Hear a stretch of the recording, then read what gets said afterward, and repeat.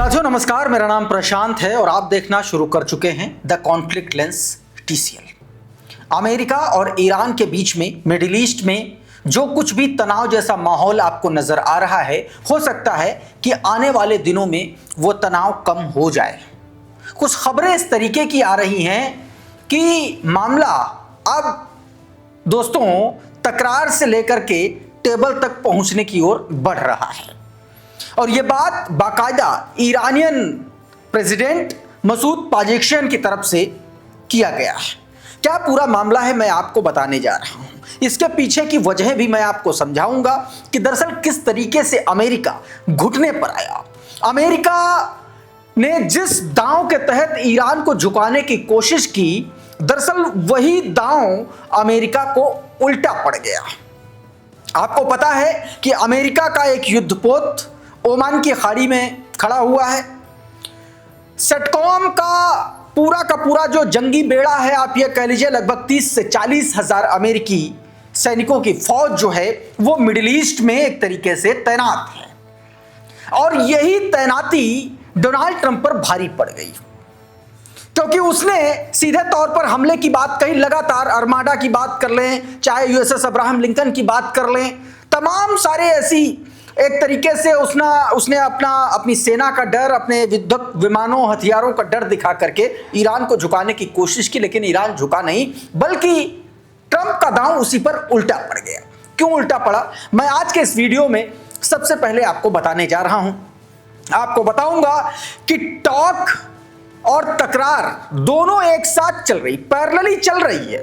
ऐसा नहीं है कि जंग के बादल छट गए हैं ना, क्योंकि एक इशारा ईरान की तरफ से यह भी किया गया है कि अगर यह वार्ता फेल होती है तो जंग जो होगी वो सिर्फ अमेरिका और ईरान और इजराइल में नहीं होगी। जंग के बादल पूरे मिडिल ईस्ट में छाएंगे और हर वो देश जो है इसके नतीजे भुगतेगा। सबसे पहले मैं उस टॉक की बात कर लेता हूं। दरअसल ईरान कैसे चारों तरफ से घेर रहा है। अमेरिका और इजराइल को घेरने के लिए सिर्फ उसके पास क्या है, ईरान, लेकिन ईरान को अमेरिका को घेरने के लिए उसके पास पूरा का पूरा मिडिल ईस्ट, और इसीलिए तमाम सारे देशों के राष्ट्राध्यक्षों से वो लगातार बातचीत कर रहा है। आज दोस्तों बातचीत हुई है, मसूद पाजेक्शियन की बात, अजरबैजान के जो प्रेसिडेंट हैं इल्हाम अलीयेव से भी बातचीत हुई है। ईरान और अमेरिका के बीच में सैन्य संघर्ष को लेकर के उधर कतर की मिनिस्ट्री, फॉरेन मिनिस्ट्री ने इस बात का ऐलान किया है कि प्राइम मिनिस्टर ने, वहां के जो प्राइम मिनिस्टर हैं, उन्होंने ईरान का दौरा किया और उन्होंने जो है supreme leader Ayatollah Ali Khamenei एक तरीके से उनसे मुलाकात की है, मुलाकात की बातचीत कही है। दूसरी तरफ जॉर्डन ने साफ तौर पर, जॉर्डन ने भी अब मना कर दिया है, इनकार कर दिया है कि ये जो आप कह लीजिए कि जंग की बात है और जो मिडिल ईस्ट के तमाम सारे देश हैं, ये कहा जा रहा था कि उनका एयर स्पेस, उनकी जो जमीन है, उनका जो जल क्षेत्र है, वो अमेरिका और इजराइल इस्तेमाल करेंगे। ऐसा नहीं है, जॉर्डन ने भी साफ मना कर दिया। उसने कहा है it won't be launching pad और any military action against Iran. सीधे तौर पर जॉर्डन ने कहते हैं, Jordan says it won't be launching pad for any military action against Iran. उधर कुछ अफवाहें ये भी चल रही हैं जिसको लेकर के दोस्तों सुप्रीम नेशनल सिक्योरिटी काउंसिल जो आयतुल्लाह अली खामेनेई के निर्देशन में काम करती है, उनके प्रवक्ता ने यह साफ मना कर दिया कि किसी भी तरीके का कोई भी एनरिच्ड यूरेनियम किसी दूसरे देश को नहीं सौंपा जा रहा है। क्योंकि सोशल मीडिया में ऐसी खबरें चल रही हैं कि दरअसल ईरान और अमेरिका के बीच जो बातचीत की बात चल रही है वो इस शर्त पर हुई है कि ईरान जो है वो अपना यूरेनियम अमेरिका को सौंप देगा, तो उसकी तरफ से एकदम साफ मना कर दिया गया। मेहर न्यूज एजेंसी के हवाले से यह खबर आई है जो आप अपनी स्क्रीन पर देख रहे हैं। तो ये 4-5 बड़े डेवलपमेंट हुए हैं और अब आते हैं सबसे बड़ी खबर को लेकर के। ये जरा खबर देखिए, उमाशंकर सिंह ने यह खबर जारी की, बताया ईरानी राष्ट्रपति ने अमेरिका के साथ बातचीत शुरू करने का आदेश दिया है। अमेरिका के साथ बातचीत कुछ ही दिनों में तुर्की में होने की संभावना है। अब इन्होंने जो सोर्स दिया वो देखिए, फार्स जो ईरान की सरकारी न्यूज एजेंसी है उसने ये सोर्स दिया। लेकिन दोस्तों मामला यहीं पर अटका हुआ है। मामला क्यों अटका हुआ है उसके पीछे की भी अभी मैं वजह आपको बता देता हूं। दरअसल ये जो सोर्स बताया जा रहा है, इसी सोर्स को फार्स न्यूज एजेंसी ने पहले ये जानकारी दी और उसके बाद वो खबर डिलीट भी कर दी। बताया जा रहा है कि वो खबर डिलीट हो गई है। और ये किसने दावा किया? ये एक इजरायली पत्रकार हैं, उन्होंने बाकायदा अपने टेलीग्राम चैनल पर लिखा। क्या लिखा? जो आपकी स्क्रीन पर देखिए। इन्होंने लिखा, Fars news agency deleted the report about the negotiation, the Tasnim news agency published a clarification. Fars news agency जो पूरी तरीके से सरकारी न्यूज एजेंसी है, उसने नेगोशिएशन वाली रिपोर्ट अपने यहां से डिलीट कर दी और उसके बाद तस्नीम न्यूज एजेंसी जो है, जो अर्ध सरकारी ईरान की एजेंसी है, उसने इस पर क्लैरिफिकेशन जारी किया। क्या क्लैरिफिकेशन है? बताया, after several sources reported the possibility that talk between Iran and the United state could begin in the coming days. Further, follow up by Tasneem correspondence indicate that the detail of these talk are not final. Once the general framework of the talk is formulated, the next step and additional detail will be finalized. इसका मतलब क्या हुआ, मैं आपको समझा देता हूं। देखिए, इसमें यह बताया गया है कि सीधे तौर पर बताया गया कि ईरान की कई सोर्सों से ये संभावनाएं जताए जाने के बाद ईरान और अमेरिका के बीच बातचीत आने वाले दिनों में शुरू हो सकती है। ये जो क्लैरिफिकेशन मैं आपको बता रहा हूं, तस्नीम के संवाददाता की आगे की पड़ताल में यह सामने आया है कि इन वार्ताओं का विवरण अभी अंतिम नहीं है। यानी कि फार्स न्यूज एजेंसी ने वो रिपोर्ट डिलीट की और उसका क्लैरिफिकेशन तस्नीम ने देते हुए कहा कि अभी ये वार्ता की बात जो है पूरी तरीके से पुख्ता नहीं है, अभी अंतिम नहीं है। हालांकि ये बात शुरू हुई है। जब वार्ता का एक जनरल फ्रेमवर्क तैयार हो जाएगा तो अगले कदम और उसके अन्य विवरण के बारे में बताया जाएगा। बस इतना कहकर के पल्ला झाड़ लिया गया। अब इसका मतलब आप समझिए, बातचीत कहीं ना कहीं शुरू करने की कोशिश तो हो रही है, लेकिन अभी वो पूरी तरीके से पुख्ता नहीं है। लेकिन एक और रिपोर्ट छपी है इजराइल के एक बड़े अखबार में, एक बड़ी न्यूज वेबसाइट में, द टाइम्स ऑफ इजराइल में। जरा ये खबर देखिए, इसको और विस्तार से मैं आपको समझाने की कोशिश करता हूं। इसमें बताया गया कि amid reports of the planned direct US Iran talks, Witkoff to arrive in Israel tomorrow to meet PM and Zamir. देखिए, इसमें साफ जो बात कही गई है वो मैं आपको समझाने की कोशिश करता हूं। ये जो हेडलाइन है, इसमें बताया गया कि अमेरिकी राष्ट्रपति डोनाल्ड ट्रंप के जो विशेष दूत हैं स्टीव विटकॉफ, उनके इजराइल दौरे पर आने की संभावना है आज, जब आप ये वीडियो देख रहे हैं। विटकॉफ जो है वो प्रधानमंत्री बेंजामिन नेतन्याहू और आईडीएफ के जो चीफ हैं लेफ्टिनेंट जनरल एयाल जामिर, उनसे मुलाकात करेंगे और यह दौरा आज शुरू होने की संभावना है। बताया यह जा रहा है इस रिपोर्ट में। देखिए आगे क्या बताया गया कि आईडीएफ प्रमुख एयाल जामिर हाल ही में वॉशिंगटन डीसी में थे, जहां उन्होंने ईरान को लेकर के अमेरिका के जो डिफेंस एक्सपर्ट्स थे, जो डिफेंस ऑफिशियल्स थे, उन्होंने कई दौर की बैठकें थी। ईरान और अमेरिका और इजराइल के बीच में जो कुछ भी चल रहा है इस मुद्दे पर उनकी जबरदस्त तरीके से बातचीत हुई अल जमीर की।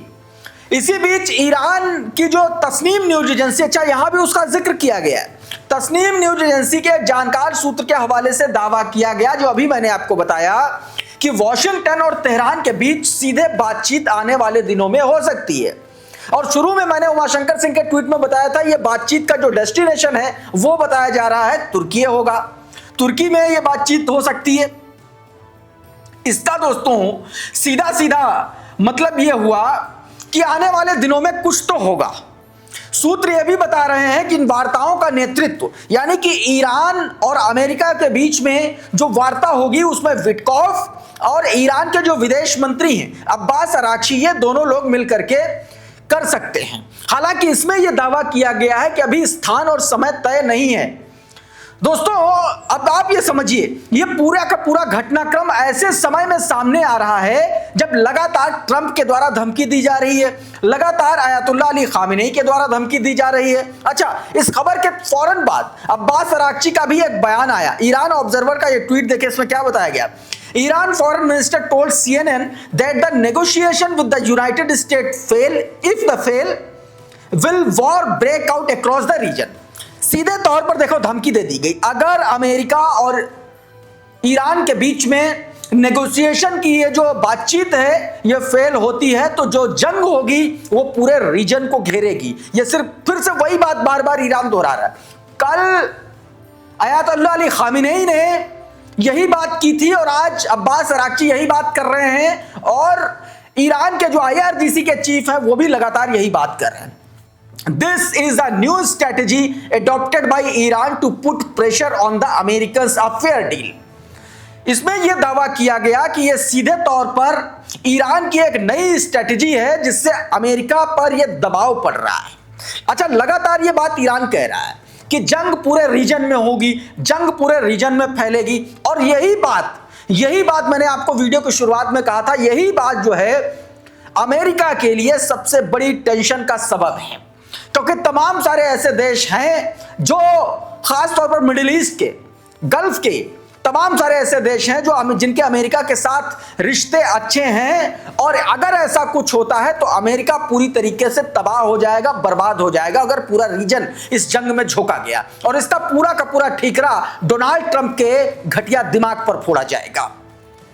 और यही सबसे बड़ा दबाव का कारण है जो अब्बास अराक्ची लगातार कह रहे हैं। अच्छा, ऐसा नहीं है, रोज इस तरीके की चेतावनी ईरान जारी कर रहा है। एक और देखिए जरा, एनएस स्ट्राइक नाम का ये ट्विटर हैंडल, इसके हवाले से खबर बताया गया कि Iran has issued a new warning to Persian Gulf states. Persian Gulf के जितने भी देश हैं सबको फिर से चेतावनी जारी की। If repeat attack or launch from US bases located on their territory, the Islamic Revolutionary Guard Corps will carry out retaliatory strike without any prior notification, unlike the previous instances when advance warning was sent to Qatar। कहा था, मतलब सीधे तौर पर देखो धमका रहा है। ईरान सिर्फ अमेरिका को नहीं धमका रहा, ईरान उन देशों को भी धमका रहा है जिनके बारे में उसको इस बात की आशंका है कि उनका इस्तेमाल अमेरिका पर हमले के लिए ईरान पर हमले के लिए हो सकता है और लगातार ये बात कह रहा है। इस बार अगर हमला हुआ तो जिस तरीके से पिछली बार हमने कतर को बता दिया था कि हमला करेंगे, इस बार बताएंगे नहीं, डायरेक्ट एक्शन लेंगे। यानी कि अमेरिका के साथ ईरान जो है तमाम सारे उन देशों को भी धमका रहा है और वो देश जाकर के अमेरिका पर दबाव बना रहे हो। इसीलिए डोनाल्ड ट्रंप दोस्तों बौखलाया हुआ है, एकदम बौखलाया हुआ है। अब एक ये नया वीडियो जारी किया गया ईरान की तरफ से, जरा ये वीडियो देखिए। ये दोस्तों इसका पुराना युद्धाभ्यास का वीडियो है और इसके जरिए ईरान अपनी ताकत का मुजाहिरा दिखा रहा है अमेरिका को। खामेनी लगातार ये बात कह चुके हैं दोस्तों, मैं फिर से यही बात कह रहा हूं, लगातार खामेनी ये बात कह रहे हैं कि अगर जंग हुई तो पूरा रीजन जंग में शामिल होगा, पूरा रीजन जो है ये इसका भुगतान करेगा और इसीलिए लगातार इस तरीके के प्रोवोकेटिव वीडियोस लगातार ईरान जो है जारी कर रहा है। देखिए, जल थल नभ हर तरीके से अमेरिका जो है ईरान जो है अमेरिका को अपनी ताकत दिखाने की कोशिश कर रहा है इन तस्वीरों में साफ तौर पर। अब ये देखिए, जॉर्डन ने जो अपनी वार्निंग जारी की, Jordan says it won't be, मैंने आपको शुरुआत में बताया था, it won't be launching pad for any military action against Iran. साफ साफ जॉर्डन ने यह बात कह दी है कि वो ईरान के खिलाफ हमले में अपनी जमीन का, अपने आसमान का, अपने पानी का इस्तेमाल नहीं होने देगा। एक और खबर निकल के सामने है ग्लोबल सर्विलांस की, ये वीडियो देखे जारी किया ग्लोबल सर्विलांस ने और ये चाइना से जुड़ी खबर है। क्या बताया गया कि China assisting Iran with intel through satellite to expose US military buildup। ये वीडियो जारी करते हुए इसमें यह बताने की कोशिश की, जो आप अपनी स्क्रीन पर वीडियो देख रहे हैं दोस्तों, इस वीडियो को जारी किया गया ग्लोबल सर्विलांस के जरिए और इसमें दावा किया गया कि चाइना जो है अपने सैटेलाइट के जरिए, अपने इंटेलिजेंस के जरिए पूरी की पूरी यूएस आर्मी की पोल खोल रहा है कि कहां कहां उसका जमावड़ा है, कि कौन कौन से संवेदनशील इलाके हैं जहां पर अगर जंग की स्थिति में ईरान उन इलाकों में अगर कब्जा करे, हमला करेगा तो अमेरिका को सबसे ज्यादा नुकसान होगा। दोस्तों, यह बात सीधे तौर पर इस वीडियो को जारी करते हुए बताया गया और उसमें यह दिखाया गया कि कहां पर अमेरिका का कौन कौन सा जंगी बेड़ा, कौन कौन से सैनिक, कौन कौन से फाइटर जेट, कौन कौन से एयरफ्यूल टैंकर्स कहां कहां मौजूद हैं, कहां कहां बेस हैं। सीधे तौर पर सैटेलाइट के जरिए चाइना लगातार अमेरिका ईरान की मदद कर रहा है। इस वीडियो में दोस्तों बहरहाल इतना ही। बहुत बहुत शुक्रिया, बहुत बहुत धन्यवाद। आप जुड़े रहिए आपके अपने channel the conflict lens TCL के साथ। नमस्कार।